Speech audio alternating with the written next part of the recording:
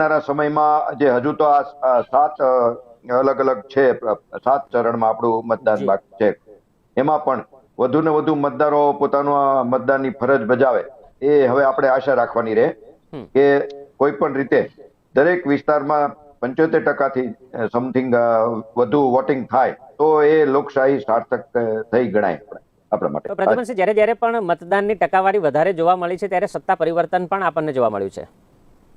જી હા, એ પણ નોંધનીય છે કે પશ્ચિમ બંગાળની અંદર સૌથી વધારે 78% મતદાન જોવા મળ્યું છે. એ શું સંકેત આપી જાય છે? જી હા, એ આ વખતે બીજેપીને ત્યાં વધુ સીટ વધવાની તો શક્યતા છે જ તે. ત્યાં એક જે મહિલાનો દુષ્કર્મનો જે બનાવ બન્યો છે એના લીધે પૂરા રાજ્યમાં અલગ જ પ્રકારની આખી મુહિમ ઉઠી છે, જેનો ફાયદો બીજેપીને મળવાનો છે. એટલે હું માનું ત્યાં સુધી એને 18 હાલમાં જે 42 માંથી 18 સીટ છે એ કદાચ 28 સીટ સુધી પહોંચી શકે છે બીજેપી. હાજી, તમિલનાડુમાં 39 થી 39 બેઠક ઉપર 62% મતદાન નોંધાયું છે. ક્યાંક અપેક્ષિત છે બીજેપીની સીટોનું અનુમાન આપણે ક્યાંક લગાવી શકીએ, કારણ કે વડાપ્રધાન નરેન્દ્ર મોદીની જે મહેનત છે તે પણ વિશેષ જોવા મળી હતી આપણને તમિલનાડુમાં. હા, તમિલનાડુમાં બીજેપીને બહુ મોટી આશા છે, પણ એ જે આશા કરતા એને એવરેજ સારો પરિણામ આ વખતે મળશે એવું જણાય છે. જે રીતે અત્યાર સુધી તો એને 3.5% વોટ મળ્યા છે, પણ આ વખતે 20% જેવી એવરેજ મળી શકે એવી શક્યતા છે. જે સાઉથમાં એવું રાજ્ય હશે કે બીજેપી પોતાનો ત્યાં પગપેસારો રાજકીય કરી શકશે એવું આ વખતે ચોખ્ખું જણાઈ રહ્યું છે. ત્યાં વડાપ્રધાનશ્રીની મહેનત પણ ઘણી બધી હતી. એક જિલ્લામાં 2 સભાઓ કરી છે અને એક બાજુ ત્યાંના જે સીએમએ જે સનાતન વિરોધી અમુક ઉચ્ચારણો કર્યા છે એના લીધે ત્યાંના સ્થાનિક સનાતનીઓ હિન્દુઓને પણ ઠેસ પહોંચી છે. એનો ફાયદો બીજેપીને મળી શકે છે એવું ચોખ્ખું દેખાઈ રહ્યું છે. હાજી, એ પહેલા આપની પ્રતિક્રિયા પ્રદ્યુમનસિંહજી લઈએ, પછી મારો સવાલ વાસુદેવસિંહને રહેશે. સૌ પ્રથમ તો ભાઈ આપણા મિત્ર અન્ના રાવજીએ કીધું કે સરકારે આના પહેલા પાકિસ્તાનીઓને પણ આર્થિક રીતે અને બધી રીતે નેસ્ત નાબૂદ કર્યા છે પોતાની કૂટનીતિથી. પણ પાકિસ્તાનીની સાથે આ આંદોલનકારીઓને આપણે સરખાવી ના શકાય. આ ક્ષત્રિયો છે કે જે કોઈ છે આપણે ભારતના નાગરિકો છે, એટલે એમની સાથે કઈ રીતે વર્તન કરવું કે કેટલી હદ સુધી એમને નુકસાન કરવું એ એક ચોક્કસ ખાનદાની રણનીતિ હોવી જોઈએ એક ખાનદાની વ્યક્તિ માટે. બાકી એમને આપણે પાકિસ્તાનની જેટલી જ હાલત ખરાબ કરી કે આવડા આજના સત્તાધીશો પાકિસ્તાની જે હાલત કરી છે એ જ હાલત આજના આંદોલનકારીનો કરી શકે છે એવી માનસિકતા કદાચ સત્તામાં રહેલા લોકોની હશે, પણ બૌદ્ધિક લોકોની ન હોવી જોઈએ, હું મારું એવું માનવું છે. અને પુરુષ જે વાત કરી કે ભાઈ સ્ત્રી આવે કે ક્ષત્રિયાણી રોડ ઉપર આંદોલન માટે, પણ એમાં પુરુષ ને સ્ત્રીમાં 2 ફરક હોય છે. એટલે સ્ત્રીઓ જયારે આવતી હોય, કોઈ પણ સમાજની સ્ત્રીઓ, આપણા એક સનાતન ધર્મની સ્ત્રીઓની એક લિમિટ હોય છે કે એ લગભગ આંદોલન માટે કે ક્યારે રોડ ઉપર કે આવવાનું એને થતું નથી. જ્યારે આવે ત્યારે પાણી નાકથી ઉપર પહોંચવાની તૈયારીમાં હોય ત્યારે જ સ્ત્રીઓ આવે છે રોડ ઉપર આંદોલન માટે, કે જે કોઈ રિએક્શન આપે છે. એટલે એ વિચારવાનું રહ્યું. પણ હવે એ વાત ત્યાંથી હવે પૂરી થઈ છે. હવે તો આંદોલનનો બીજો પાર્ટ ચાલુ થશે. જે રીતે વાત થઈ કાળા વાવટાની, કાળા વાવટા એક એવું અહિંસક આપણે છે આંદોલન, લોકશાહીની સામે વિરોધ કરવાનો. તો એને માટે પણ GR બહાર પાડી દીધા છે કે કાળા વાવટાથી આંદોલન ટૂંકમાં વિરોધ નહીં કરવાનો, એનાથી શાંતિ ડહોળાય છે. તો પછી આંદોલન કોઈને કરવું હોય, કોઈને વિરોધ કરવો તો કઈ પદ્ધતિથી કરે? તો પછી કઈ આગ લગાડીને કરે કે કોઈ પથરાવ મારીને કરે? એટલે કદાચ સરકારની ઈચ્છા એવી છે કે કોઈ હિંસક આંદોલન કરે, કેમ કે જે હંમેશા ઉગ્રતા માટે પંકાયેલા છે ક્ષત્રિય સમાજ, આક્રમકતા માટે. તો એ લોકશાહી ઢબે અત્યારે આંદોલન કરી રહ્યા છે. એમાં ઘણાને ડાયજેસ્ટ કદાચ નહીં થતું હોય, હું માનું છું ત્યાં સુધી.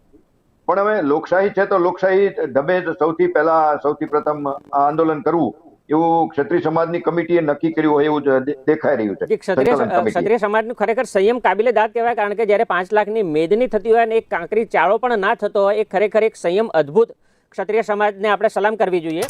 પ્રદ્યુમનસિંહ, આપની પ્રતિક્રિયા જાણીશ. જે પ્રકારે વાત કરી વાસુદેવસિંહ, અને શું રહેશે આપની પ્રતિક્રિયા? જી હા, એ વાસુદેવસિંહજીની વાત મુજબ જે રીતે ક્ષત્રિય આંદોલન ચાલુ જ રહેશે, પણ હું માનું છું ત્યાં સુધી થોડું ગાંધીવાદી એ વિચારધારાથી વધુ ચાલશે. ક્યાંક ક્યાંક કદાચ કોઈ એવા બનાવ બની શકે છે, પણ જેટલું લોકો અમુક સોશિયલ મીડિયામાં આશા રાખે છે એટલું આક્રમક કદાચ નહીં હોય.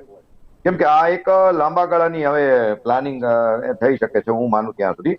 કેમ કે ક્ષત્રિયોએ આ આંદોલન બાબત કોઈ પૂર્વ તૈયારી તો પહેલેથી કરી નહોતી. ક્ષત્રિયોનું કોઈ રાજકીય એંગલ ક્યારેય હતું નહીં.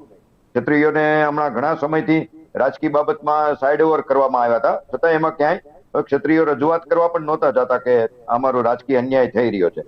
ભાઈ એમ કે છે કે આપણા મિત્ર કે સનાતનની વિરુદ્ધ, પણ હવે અત્યારે હાલની ભાજપ સરકાર આપણે જોઈએ છીએ ટિકિટ આપે છે તો એ ખાલી માત્ર સનાતન બેઝ ઉપર આપે છે કે પેટા પેટા જ્ઞાતિ સમૂહના બેઝ ઉપર આપે છે.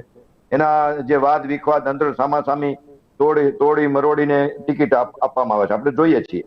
એટલે સનાતન બરોબર છે એક વાત, પણ તો રાજનીતિમાં સનાતનમાં અંદર અંદર રાજનીતિ ન હોવી જોઈએ. અત્યારે જે જોઈએ છીએ આ રથયાત્રાની વાત કરી, તો હું માનું છું ત્યાં સુધી ક્ષત્રિય સમાજ જે યાત્રાઓ કાઢશે અમુક અમુક ધાર્મિક સ્થળો ઉપરથી, તો કદાચ એમનો ઉદ્દેશ કહેવાનું પ્રજાને એ જ હશે કે એક રાજકીય સનાતનની સામે સત્ય સનાતન, એક વિચારધારાની વાત છે. એટલે પોતે સત્ય સનાતન પ્રજા સમક્ષ લઈને જશે કે સાચું સનાતન શું છે, અને સનાતનની રક્ષા બાબત કે સનાતનના જે કોઈ સિદ્ધાંતો બાબત ક્ષત્રિયોને કહેવાનો કોઈ લગભગ હું માનું છું ત્યાં સુધી રસ્તો બાકી રહેતો નથી. કેમ કે સૌથી વધારે સનાતન વસ્તુ શું છે, ધર્મ શું છે, શક્તિ શું છે, અને એના માટેની બલિદાન શું છે, એ ક્ષત્રિયોને પહેલેથી ખબર છે, ઇતિહાસ પણ જોઈએ છીએ. અને બીજી બાજુ એક આપણી મોદીજીની વિરોધાભાસી નીતિ દેખાય છે. પોતે આપણે શક્તિ પૂજા કરતા મોદીજીને આપણે જોઈએ છીએ જનરલી. નવરાત્રી છે, બીજું ત્રીજું શક્તિ પૂજાની વાત છે. અને એ જ રીતે શક્તિની બાબત જયારે રાહુલ ગાંધી કોંગ્રેસના નેતા વિરુદ્ધમાં બોલ્યા તો એ બાબત મોદીજીએ મીડિયામાં બહુ જ ચગાવ્યું હતું કે શક્તિની વિરુદ્ધ બોલ્યા છે. તો આપણે નારીને તો સનાતનમાં શક્તિ સ્વરૂપ જ ગણીએ છીએ. તો જયારે શક્તિ સ્વરૂપ નારી એ પણ ક્ષત્રિયાણી, જો કે એમાં કોઈ જાતિ આધારિત ન હોય, કોઈ પણ નારી એક શક્તિ સ્વરૂપ આપણે માનીએ છીએ.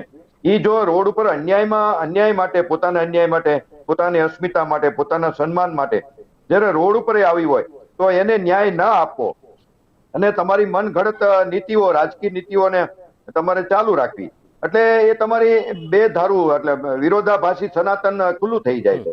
તમે રાજકીય સનાતન ચલાવો છો, તમે કોઈ સત્ય સનાતન નથી ચલાવતા. એટલે વિચારવા માટે મજબૂર થાય છે.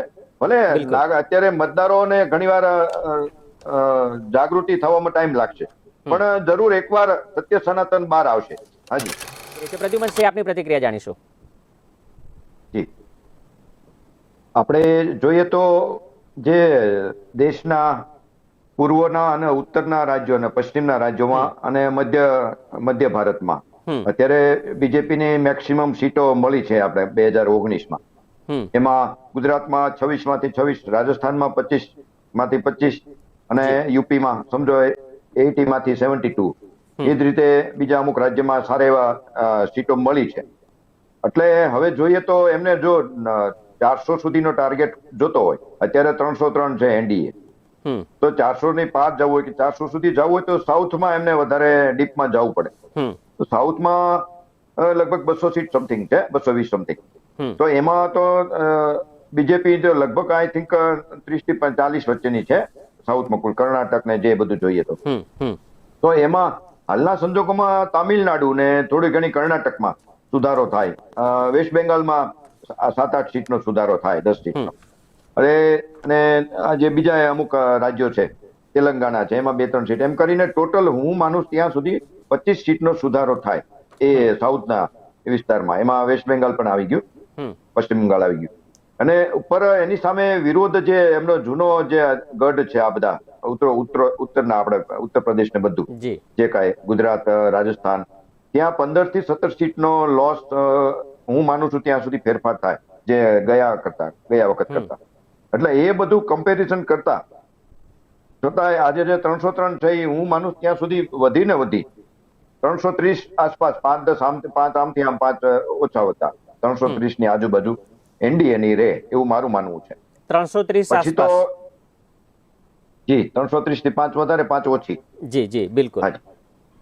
ખૂબ ખૂબ આભાર આપ અમારી સાથે જોડાયા.